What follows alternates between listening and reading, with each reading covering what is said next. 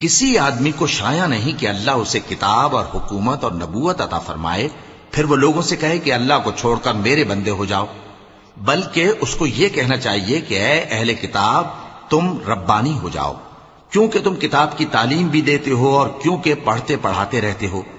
اور اس کو یہ بھی نہیں کہنا چاہیے کہ تم فرشتوں اور پیغمبروں کو معبود بنا لو۔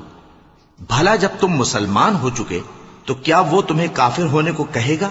اور جب اللہ نے پیغمبروں سے عہد لیا کہ جب میں تم کو کتاب اور دانائی عطا کروں پھر تمہارے پاس کوئی پیغمبر آئے جو تمہاری کتاب کی تصدیق کرے تو تمہیں ضرور اس پر ایمان لانا ہوگا اور ضرور اس کی مدد کرنی ہوگی۔